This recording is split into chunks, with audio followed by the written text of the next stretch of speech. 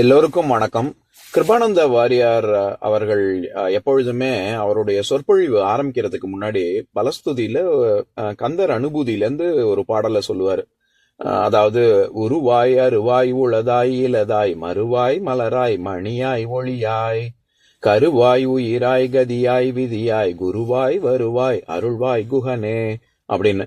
இந்த பாடல் எப்பொழுதுமே எனக்கு, நான் அவருடைய சொற்பொழிவெல்லாம் கேட்கும் பொழுது எனக்கு என்ன அழகா அருணகிரிநாதர் பாடியிருக்காரு இந்த பாடலை அப்படின்னு எனக்கு ரொம்ப ஆச்சரியமா இருக்கும். எப்பயாவது கந்தர் அனுபூதி படிக்கணும் அப்படின்னு எனக்கு தோணும், ஆனா படிச்சதே இல்லை. இப்போ நம்ம கந்தர் அனுபூதியில முதல் பாடல் பார்க்கலாம். அதாவது மொத்தம் 51 பாடல்கள். அந்த 50 பாடல்கள் எப்பவுமே நம்ம கடவுள் வாழ்த்து பாடல் பாடிட்டு தான் நூலுக்குள்ள பக்தி நூலாக இருந்தாலும் சரி, நீதி நூலாக இருந்தாலும் சரி, என்ன நூலாக இருந்தாலும் சரி, கடவுள் வாழ்த்து முதல்ல பாடிட்டு தான் நூலுக்குள்ளேயே போவாங்க. அதனால கடவுள் வாழ்த்து முதல் பாடல், அதுக்கப்புறம் 50 பாடல்கள், எல்லாம் சேர்த்து 51 பாடல்கள். அதை இப்ப நம்ம பார்க்கலாம். அதாவது, கந்தர் அனுபூதி, இந்த நூலுக்கே ஏன் கந்தர் அனுபூதி அப்படின்னு பேர் வச்சாருங்கிறத முதல்ல நம்ம தெரிஞ்சுக்கணும்ல. கந்தன் அப்படிங்கிறது முருகனுக்கு இன்னொரு பேரு. அனுபூதி அப்படின்னாலே, பூதி நான் ஏற்கனவே பல ஆத்திச்சூடி சீரீஸ்ல, கம்பராமாயண சீரீஸ்ல சொல்லியிருக்கேன். அதாவது பூதினா செல்வம்னு அர்த்தம். அதனாலதான் நம்ம வீண்கிற அடை சேர்த்தா ஈடு இணை இல்லாத அப்படின்னு அர்த்தம். அதனால விபூதி அப்படின்னா ஈடு இணை இல்லாத செல்வம் அப்படின்னு நம்ம திருநீருக்கு அதனாலதான் விபூதின்னு பேரு. இப்ப நாயகன் விநாயகன், நான் எப்போ சொல்ற உதாரணம் தான். நாயகன் விநாயகன் கிரகம் விக்கிரகம், அந்த வரிசையில பூதி விபூதி அப்படின்னு.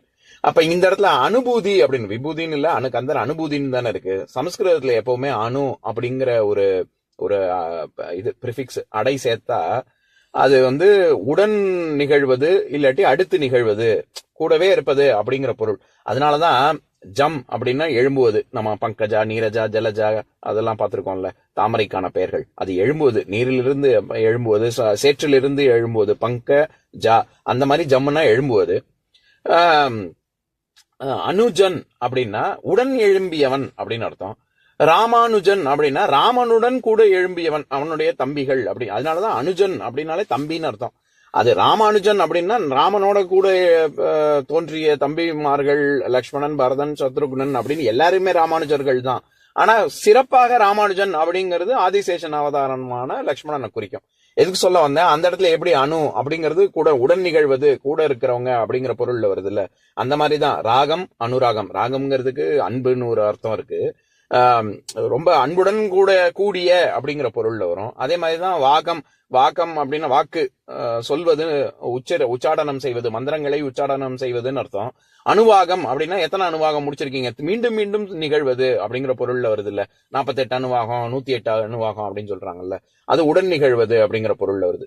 எதுக்கு சொல்ல வரேன், அந்த மாதிரி அனுபூதி அப்படின்னா எந்த செல்வமானது நம்ம கூடவே இருக்கும், நம்ம கூடவே இருக்குமோ அதுதான் அப்படின்னு. ஏன்னா இப்ப உதாரணத்துக்கு பவம் அப்படின்னாலே, பவ அப்படிங்கிற சொல்லி நீ அப்படிங்கிற பொருள் தான். நீன்னா யாரு, நீ ஒரு உன்னுடைய இந்திரியங்களின் நுகர்ச்சி, அதனுடைய மொத்த தொகுதி தான் நீ அப்படிங்கறதுனாலதான் பவம் அனுபவம் அப்படின்னு. நம்மளுடைய பட்டறிவு எக்ஸ்பீரியன்ஸுக்கு அனுபவம் அப்படிங்கிற அனுபவம்னு சொல்றதுக்கு காரணமே அதுதான். இப்ப பவதி பிக்ஷாந்தேகில வர்ற பவதியா இருக்கட்டும், இல்லாட்டி பவத்தக அப்படின்னாலே உன்னுடையது, உன்னுடைய நீ அப்படின்னு தானே அர்த்தம். நீங்கள் எனக்கு பிக்ஷை இடுங்கள் அப்படின்னு தானே கேக்குறாங்க. எதுக்கு சொல்ல வர்றேன், அந்த இடத்துல அனுபவம்ங்கிற சொல்லே அந்த இடத்துல உன் கூட எது நிலைத்து இருக்கும், உன்னுடைய அனுபவங்கள். நீ கடைசியில எனக்கு மிஞ்சினது அனுபவம் தாங்க, இதுல இருந்து கிடைச்சது எனக்கு அனுபவம் தான் அப்படின்னு தானே நம்ம சொல்றோம். அது மிஞ்சி இருப்பது, நம்ம கூடவே இருப்பது, நம்மளுடைய நுகர்ச்சி, இந்திரியங்களின் நுகர்ச்சி, அதனால அது அனுபவம்னு சொல்றோம். எப்படி அனுபவம், அனுஜன், ராமானுஜன்ல வர்ற அனுஜன், அனுராகம், அப்புறம் இப்ப அணுவாகம் அதெல்லாம் பார்த்தோம்ல. அந்த மாதிரி அனுபூதி அப்படின்னா எது நம்ம கூட இருக்கக்கூடிய செல்வம், மிஞ்சி இருக்கக்கூடிய செல்வம், ஞானம், முக்தி, கடவுளுடைய அடைவது, அதுதான். அந்த நிலை தான் நமக்கு இறுதியான நிலை, உறுதியான நிலை அப்படிங்கறதுனால அனுபூதி அப்படிங்கிறது முக்தியை குறிக்கும் இந்த இடத்துல. கந்தர் அனுபூதி. இப்ப நம்ம பொதுவாவே 4 நிலைகள் நான் பொதுவா சொல்லுவேன். என்னன்னா, கடவுள் நம்பிக்கை இல்ல அப்படின்னு சொல்றது ரொம்ப தாழ்வான நிலை. எனக்கு கடவுள் நம்பிக்கை இருக்கு அப்படின்னு சொல்றது அதை விட கொஞ்சம் மேலான நிலை. கடவுள் நம்பிக்கையை போக கடவுள் அனுபவமே இருக்கு அப்படின்னு சொல்றது 3வது நிலை. கடவுள் அனுபூதி இருக்கு அப்படின்னு சொல்றது 4வது நிலை. அப்ப அனுபவத்துக்கும் அனுபூதிக்கும் என்ன வித்தியாசம் அப்படின்னு கேட்டா, எனக்கு கடவுள் நம்பிக்கை இருக்கு, ஆனா நான் கடவுளை பார்த்ததும் இல்ல, அவருடைய அவருடைய இந்த அனுபவங்கள் எனக்கு சுத்தமா கிடையாது, ஏதோ எனக்கு நம்பிக்கை மட்டும் இருக்கு அப்படின்றது ரொம்ப தாழ்வான நிலை. இல்ல, நான் எனக்கு நடந்த விஷயங்கள், இப்ப எனக்கு திடீர்னு ரொம்ப கஷ்டமான நிலையில எனக்கு கடவுள் போல ஒருத்தர் வந்து காப்பாத்தினாரு, அந்த அனுபவம் எனக்கு இருக்கு அப்படின்னு சொன்னா நம்பிக்கை மட்டும் இல்ல, வேற ஒருத்தர்ல நம்ம கடவுளை பார்த்திருக்கோம்ல, அதனால அது அனுபவம். அனுபூதிங்கிறது நமக்கு நல்லது நடந்தாலும் சரி, கெட்டது நடந்தாலும் சரி, எல்லாத்தையுமே பிரசாத புத்தியில ஏத்துக்கக்கூடிய ஒரு ஞான நிலை தான் அனுபூதி நிலை. அதுதான் இங்க இருக்கிறதுலயே உயர்ந்த நிலை. அதனால நிறைய பேர் சொல்லி கேள்விப்பட்டிருக்கேன். சண்முகவேல் ஐயா அவர் சொல்லியும் அவருடைய சொற்பொழிவுலையும் உனக்கு கடவுள் நம்பிக்கை இருக்கா அப்படின்னு கேட்கறதே ரொம்ப மட்டமான நிலை அப்படின்னு சொல்லுவாரு. கடவுள் அனுபவம் இருக்கணும், கடவுள் அனுபூதி இருக்கணும். அனுபவம்ங்கிறது நல்ல அனுபவத்தை மட்டும் நான் கடவுள் நம்புவேன், எனக்கு மோசமா ஏதாவது நடந்துடுச்சுன்னா அது வந்து கடவுள் அனுபவம் இல்லை அப்படின்னு சொல்றது இல்ல. சுவாசிக்கிற ஒவ்வொரு நிமிஷமுமே, ஒவ்வொரு நொடியுமே, நொடி பொழுதுமே கடவுள் கொடுத்த வரப்பிரசாதமாக யாரு கருதுறாங்களோ அந்த நிலை தான் கடவுள் அனுபூதிங்கிற நிலை. எதுக்கு சொல்ல வரேன், அப்படி ஒரு அர்த்தம் சொல்லுவாங்க. இன்னொன்னு, அனுபூதிங்கிறதே பிரமாணங்கள், அந்த சமஸ்கிருதத்துல வந்து நியாயங்கள் 4 விதமாக, இது பிரத்யாகாசம், அனுமானம், உபமானம், சப்தம் அப்படின்னு 4 விதமாக பிரமாணங்கள் இருக்கு. அந்த 4 பிரமாணங்கள் மூலமாக நாம அறியக்கூடிய அறிவுக்கும் அனுபூதின்னு பேரு. ஆனா இந்த இடத்துல அனுபூதிங்கிறது அதை குறிக்கல, ஏன்னா அறிவு இல்ல, இந்த இடத்துல ஞானம் தான். எப்பவுமே விஸ்டமுக்கும் நாலெட்ஜுக்கும் இருக்கிற வித்தியாசம் தான், அந்த இடத்துல அறிவு கிடையாது, ஞானம். ஆனா அப்படியும் ஒரு பொருள் இருக்கு, அதுக்காக சொல்ல வந்தேன். இப்ப நம்ம கந்தர் அனுபூதியில இருக்கக்கூடிய முதல் பாடல் பார்க்கலாம். நான் பாட்டை படிச்சுட்டு அதுக்கப்புறமா கொண்டு கூட்டு முறை, அதை எப்படி பொருள் கொள்ளணும் அப்படிங்கறதையும் பார்த்துட்டு, அதுக்கப்புறமா பதவுரையை பார்த்துட்டு அப்புறமா விளக்க உரையை பார்க்கலாம். இது நான் பிரதானமாக, இதை நம்ம படிக்கிறதுக்கு முன்னாடி நான் பிரதானமாக எதுல இருந்து படிக்கிறேன், எது சோர்ஸா வச்சிருக்கேன் அப்படிங்கறத நான் சொல்லிடுறேன். இதுல ஏதாவது ஒரு பிழை இருந்ததுன்னா அது என்னுடைய தப்பு. இதுல ஏதாவது ஒண்ணு ரொம்ப நான் நல்லா சொல்றேன் அப்படின்னு நீங்க கருதுனீங்கன்னா இது என்னுடைய, அந்த புகழ் வந்து என்னைய சேராது. இந்த வலைதளங்கள் நான் சொல்றேன், அதை தவிர இதுக்கு பதவுரையெல்லாம் சொன்ன சான்றோர்கள் ஆன்றோர்களுக்கு தான் அந்த பெருமை போய் சேரும். நான் kaumaram.com அப்படிங்கிற சைட்டை தான் பிரதானமாக வச்சிருக்கேன். அதை தவிர நான் எப்பவும் சமஸ்கிருதத்துக்கு வந்து learnsanskrit.cc அப்படிங்கிற அதுல இருந்து தான் நான் வந்து அர்த்தங்கள்லாம் எடுப்பேன். இதை தவிர தமிழ் இலக்கணத்துக்கு வந்து பொதுவாக தமிழ் VU, அதாவது Tamil virtual university, Tamil VU.org, அல்லது தமிழ் சொற்களுக்கு வந்து பொருள் பார்க்கணும் அப்படின்னா அது அகராதி.com. இந்த மாதிரியான வலைதளங்கள்ல இருந்து தான் நான் பொதுவா விஷயங்கள் எடுக்கிறது. இப்ப நம்ம வந்து அதே மாதிரி அந்த kaumaram.com அப்படிங்கறதுல திருப்புகழ் அடிமை திரு சு நடராஜன், அவர் சென்னையில இருக்கக்கூடியவர், அவருடைய இது பொருள் பதவுரையெல்லாம் அவர் தான் சொல்றாரு. அதை தவிர இது சிங்காரவேலு சச்சிதானந்தம் அப்படின்னு ஒரு பேராசிரியர் மலேசியால இருக்காரு. இவங்க 2 பேரும் சேர்ந்துதான் இந்த kaumaram.com அப்படிங்கிற சைட்டை வந்து அவங்க நடத்துறாங்க. அதுல இருந்து தான் நான் பிரதானமாக விஷயங்கள் எடுத்து சொல்றேன். இப்ப நம்ம வந்து பாட்டுக்கு போலாம். முதல் பாடல் படிக்கிறேன், கேளுங்க. ஆடும் பரிவேல் அணி சேவல் என பாடும் பணியே பணியாய் அருள்வாய், தேடும் கயமாமுகனை செருவில் சாடும் தனியானை சகோதரனே. இதுதான் பாட்டு. இதை எப்படி கொண்டு கூட்டி படிக்கணும்னா, தேடும் கயமா முகனை செருவில் சாடும் தனியானை சகோதரனே, ஆடும் பரிவேல் அணிசேவல் பாடும் பணியே பணியாய் அருள்வாய் அப்படின்னு தான் கொண்டு கூட்டி படிக்கணும். ஏன்னா பிள்ளையாரின் சகோதரனான முருகனே அப்படின்னு தான் தொடங்கணும். ஏன்னா எப்பவுமே கடவுள் வாழ்த்து பாடல் ஏதோ அது வந்து நம்ம கம்பராமாயணத்திலயும் சரி, நம்ம இது மூதுரையிலயும் சரி, நம்ம இது வரைக்கும் பார்த்துக்கிட்டு வந்த நூல்கள் எல்லாத்துலயுமே ஒண்ணு தான், அதாவது கவிஞர்கள் தான் கூற விரும்பும் எந்த கடவுள் தன்னுடைய இஷ்ட தெய்வமாக இருப்பாங்களோ அது வந்து வழிபடு கடவுள், அதை பத்தி அந்த கடவுளை பத்தி பாடுவாங்க. அப்படி இல்லைன்னா ஏற்புடை கடவுள் நூல், என்ன நூல், இப்ப நீதி நூலாக இருக்கட்டும், பக்தி நூலாக இருக்கட்டும், அந்த நூல்ல எந்த கடவுளை பத்தி சொல்றாங்களோ அது ஏற்புடை கடவுள். அந்த இந்த மாதிரி 2 வித்தியாசம். நம்ம பரிமேலழகர் உரை திருக்குறளுக்கு பார்க்கும் பொழுதும் அதேதான். இந்த 2 கடவுளர்களை பத்தி தானே சொல்லுவாங்க. இப்ப நம்ம ஏற்கனவே மூதுரையில இது வாக்குண்டாம், மூதுரைக்கே வாக்குண்டாம்னு இன்னொரு பேர் ஏன் இருக்கு அப்படின்னா, வாக்குண்டாம் நல்ல மனமுண்டாம் மாமலரால் நோக்குண்டாம் மேனி நுடங்கு அது பூக்கொண்டு துப்பார் திருமேனி தும்பிக்கையான் பாதம் தப்பாமல் சார்வார் தமக்கு அப்படின்னு அங்கேயும் பிள்ளையார சொல்லிட்டு தானே அவங்க நீதி நூலே ஔவையார் ஆரம்பிச்சிருக்காங்க. அதே மாதிரிதான் ஆத்திச்சொடியவே நம்ம ஆத்திச்சொடின்னு ஏன் சொல்றோம் அப்படின்னு நம்ம பார்த்தோம்ல. ஆத்திச்சொடி அமர்ந்த தேவனை ஏத்தி ஏத்தி தொழுவோம் யாமே அப்படின்னு அங்கேயும் பிள்ளையாரத்தானே முதல்ல சொல்லிட்டு தானே அவங்க நீதி நூலையே ஆரம்பிக்கிறாங்க. அந்த வழியில இங்கேயும் பிள்ளையாரின் சகோதரனான முருகனே அப்படின்னு தான் தொடங்குறாங்க.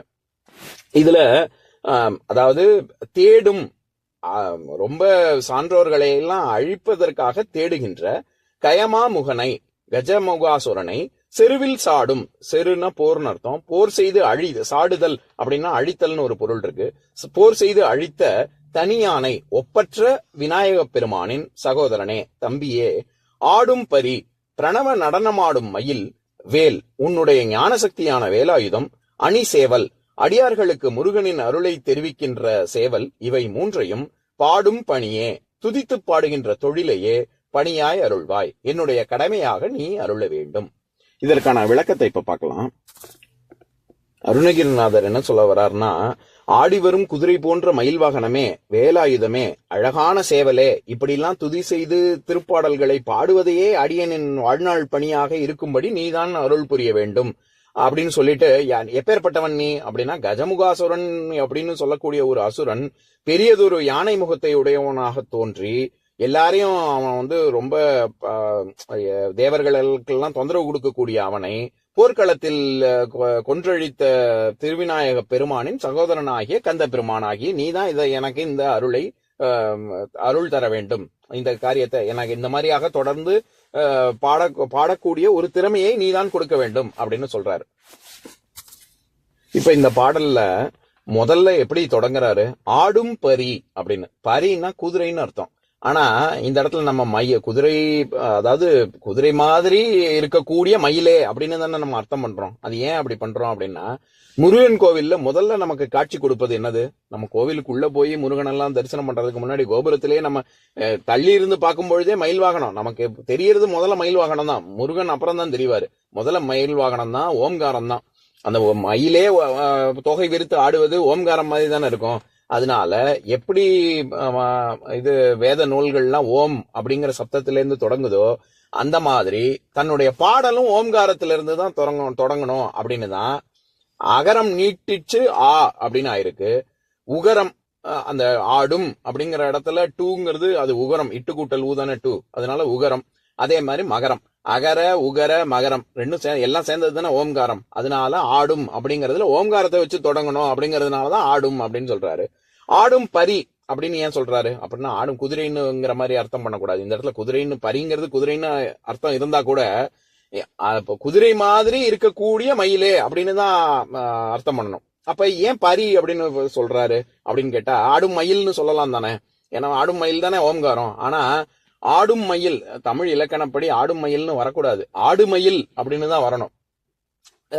அதனால இந்த மகரம் வரணும் அப்படிங்கறதுனால ஆடும் பரி அப்படின்னு சொல்றாரு. குதிரை மாதிரி துள்ளி ஆடும் மயில் அப்படின்னு சொல்ற இடத்துல ஆடும் குதிரை அப்படின்னே சொல்லலாமே, ஆடும்னு வருது இல்ல அப்படின்னு கேட்டா, அங்கேயும் தமிழ் இலக்கணப்படி ஆடும் குதிரை அது மகர ஒற்று நகர ஒற்றாக மாறிடும். அதனால ஆடுங்குதிரை அப்படின்னு அர்த்தம் ஆயிரும். அதனால அங்க ஆடும் மயில், அது ஆடும் பரி அப்படின்னு சொல்றாரு. இந்த மாதிரியாக ஓம்கார சப்தத்தோட தொடங்கணும், மங்கள ஒலியோட தொடங்கணும் அப்படிங்கிறது அது கவி மரபு. அதுலயும் ஏன்னா நம்ம எப்படி நம்ம கம்பராமாயண பாடல்கள்லயே பார்த்திருக்கோம். அதாவது உலகம் யாவையும் தாமுள வாக்கலும் நிலைபெறுத்தலும் நீக்கலும் நீங்களா அழகிலா விளையாட்டுடையார் அவர் தலைவர் அன்னவர்க்கே சரண் நாங்களே அப்படிங்கிற பாடல்லையே ஏன் உலகம் அப்படிங்கிற மங்கள சொல் வச்சு கவி சக்கரவர்த்தி ஆரம்பிச்சாரு அப்படின்னு நம்ம ஏற்கனவே பார்த்திருக்கோம். சர அச்சர, அதாவது ரெண்டும் சேர்ந்ததுதான் சராச்சரம், அண்ட சராசரம் அப்படின்னு சொல்றோமே. சர இயங்கியற் பொருள், அச்சரம் நிலையியற் பொருள், இது ரெண்டும் சேர்ந்தது. அல்லது உயிர்திணை, இது உயர்திணை அகிர்திணை அப்படின்னு திணையிலையும் ரெண்டா பிரிக்க முடியும். இல்லாட்டி உயிர் பொருள் உயிரில் பொருள் இப்படின்னு இது எல்லாத்தையும், இது எல்லா உயிர்களின் மொத்த தொகுதி தான் உலகம். அதை விட ஒரு மங்கள சொல் வேற இருக்கவே முடியாதுங்கிறதுனாலதான் கம்பர் அது உலகம் அப்படிங்கிற சொல்லுல தொடங்குறாரு. இதையே தான் இது நம்ம சேக்கிழாரும் என்ன எப்படி சொல்லி ஆரம்பிப்பாரு பெரிய புராணத்தை, உலகெல்லாம் உணர்ந்து ஓதற்கு அறியவன் நிலவு உலாவிய நீர்மலி வேணியன் அலகில் ஜோதியன் அம்பலத்து ஆடுவான் மலர் சிலம்படி வாழ்த்தி வணங்குவான் அப்படிங்கிற பாடலையும் உலகு அப்படின்னு தானே தொடங்குறாரு. இது எல்லாமே எப்பவுமே மந்திர சப்தத்தோட தொடங்கணும் அப்படிங்கிற ஒரு கோட்பாடு கொண்டதுதான். இப்ப இது பன்னிரு திருமுறைகள்ல தேவார பாடல் திருஞான சம்பந்தர் எப்படி தொடங்குறாரு, முதல் பாடலே என்னது, அதை படிக்கிறேன் கேளுங்க. தோடுடைய செவியன் விடையேறியோர் தூவெண் மதிசூடி காடுடைய சுடலை பொடி பூசி என் உள்ளம் கவர் கல்வன் ஏடுடைய மலரான் உனை நாட்பணிந்து ஏத்த அருள் செய்த பீடுடைய பிரமாபுரம் மேவிய பெம்மான் இவன் என்றே அப்படின்ற இடத்துல தோடுடைய செவியன் அப்படின்னு தானே தொடங்குறாரு. அப்ப அந்த இடத்துல ஏன் தோடுன்னு தொடங்கணும் அப்படின்னா, தகரமும் ஓகாரமும் சேர்ந்தது தானே தோடு, தோங்கிற சொல்லு. அந்த இடத்துலயும் ஓகாரம் வருது இல்ல, அந்த மாதிரி அப்படியும் ஒரு நயம் சொல்லுவாங்க. எதுக்கு சொல்ல வரேன், இந்த மாதிரியாக ஓம்காரம் உலகம் இந்த மங்கள சொற்கள் வச்சு தொடங்குவது மரபு. அந்த வழியில இங்க ஆடும் பரி அப்படிங்கிற இடத்துல ஆடும் அப்படிங்கிறது ஓம்காரம் தான். முதல் வரியில ஆடும் பரி வேல் அணி சேவல் அப்படின்னு 3 விஷயங்கள் சொல்றாரு. என்னது, மயில் வேல் சேவல் அப்படின்னு. மயிலுக்கு ஆடும் மயில்னு சொல்றாரு, சேவலுக்கு அணி சேவல், அணின்னா அழகுங்கிற பொருள் இருக்கு, அழகிய சேவலே அப்படின்னு இது ரெண்டுத்துக்கும் அடை சொற்கள் கொடுக்கறாரு. ஆனா வேலுக்கு அடை சொல்லே இல்ல, வெறும் வேல்னு தான் சொல்றாரு. அது ஏன் அப்படின்னா, மயிலாக இருந்தாலும் சரி சேவலாக இருந்தாலும் சரி இது இது இது ரெண்டும் வெவ்வேறு சக்திகள். அதாவது இது நாத சக்தி பிந்து சக்தி அப்படின்னு. ஆனா வேல்ங்கிறது ஞான சக்தி. ஞானத்துக்கு எப்பவுமே அடைமொழி தேவையில்லை. அதனால ஞானத்துக்கு வெறும் வேல் அப்படின்னு சொல்லிட்டு, ஆனா இதுக்கு ஆடும்பரி அணி சேவல் அப்படின்னு அடை சொற்கள் சேர்க்கிறாரு. அதுலயும் ஒரு நயம் இருக்கு. அப்ப நம்ம கேட்கலாம், அப்ப நம்ம பேர்லாம் வைக்கிறோமே, சிவஞானம் அல்லது வடிவேல் அப்படின்லாம் பேர் வைக்கிறோமே, அது மட்டும் சரியா, அதுக்கு மட்டும் அடை சொற்கள் இருக்கு அப்படின்னு கேட்டா, அது அடை கிடையாது, அது உருவகம். நான் எப்பவும் சொல்ற உதாரணம் தான். தாமரை முகம் அப்படின்னு சொன்னா தாமரை போன்ற முகம்னு அர்த்தம். ஆனா முகத்தாமரை அப்படின்னு சொன்னா முகம் வேற தாமரை வேற இல்ல, ரெண்டு ஒண்ணுன்னு அர்த்தம். அந்த மாதிரி சிவம் வேற ஞானம் வேற அப்படின்னு அர்த்தம் இல்ல, வடிவு வேற இது வேல் வேற அப்படின்னு அர்த்தம் கிடையாது. எல்லாம் ஒண்ணுதான் அப்படிங்கிற பொருள் அந்த மாதிரி உருவகம் படுத்தி தான் அந்த பொருள் வரும். சேவல்ங்கிறதுக்கு காவல்னு இன்னொரு பொருள் இருக்கு தமிழ்ல. அப்படி பார்த்தா மயிலும் வேலும் துணை அப்படின்னு சொல்ல வர்றாரு. அப்போ வேலும் மயிலும் துணைன்னு சொல்லணும், ஆனா மயிலும் வேலும் துணைன்னு மாத்தி சொல்றாரு அப்படின்னு கேட்டா, அதுலயும் ஒரு நுட்பம் இருக்கு. என்னன்னா, வேலும் மயிலும் துணைங்கிறது மகாமந்திரம். அதை உச்சாடனம் செய்து கொண்டே பல அனுவாகங்கள், அதை எப்படி பல மகாமந்திரங்கள் வேதத்துல இருக்கோ அந்த மாதிரி இந்த ஓம் சரவண பவ அப்படின்லாம் சொல்றாங்கல்ல, அந்த மாதிரி வேலும் மயிலும் துணைங்கிறது மகாமந்திரம். அப்படி சொல்லாம மயிலும் வேலும் துணை அப்படின்னு சொல்லணுங்கிறதுனாலதான் முதல்ல ஆடும் பரிங்கிறத முதல்ல வச்சாரு. அப்படியும் நயம் சொல்லுவாங்க. அடுத்து சேவல்ங்கிறதே எப்படி காலங்காத்தால எல்லாரையும் எழுப்பும் பொழுது சேவல் எப்படி சத்தம் போடும், கொக்கரக்கோ அப்படின்னு தானே, அதுவே ஓம்காரம் தான். அதனால சேவல்ங்கிறதே ஒரு நாத சக்தியாக சொல்லுவாங்க. அதே மாதிரி மயில்ங்கிறது பிந்து சக்தி. நாதம்ங்கிறது சிவனுடையது, மயில்ங்கிறது சக்தி வடிவமானது. இது ஞான சக்திங்கிறது வேலை குறிக்கும். இந்த மாதிரியாக 3 சக்திகள் அப்படின்னு பொருள் சொல்லுவாங்க. அடுத்த வரியோட சேர்த்து படிச்சோம்னா, அதாவது ஆடும் பரிவேல் அணிசேவல் என பாடும் பணியே பணியாய அருள்வாய் அப்படின்னா, எனக்கு சேவல்ங்கிறது நாத தத்துவம், ஆடும் பரி அப்படிங்கிறது பிந்து தத்துவம். இது ரெண்டையும் தெரிஞ்சுக்கிறதுக்கு எனக்கு முதல்ல ஞானம் வேணும். அந்த ஞானத்தை நீ தந்தருள வேண்டும். பாடும் பணியே பணியாய் அருள்வாய் அப்படின்னா, இப்பேற்பட்ட ஞானத்தை நீ தந்தருள்வாயாக முருகனே அப்படின்னு தான் கேட்கிறாரு.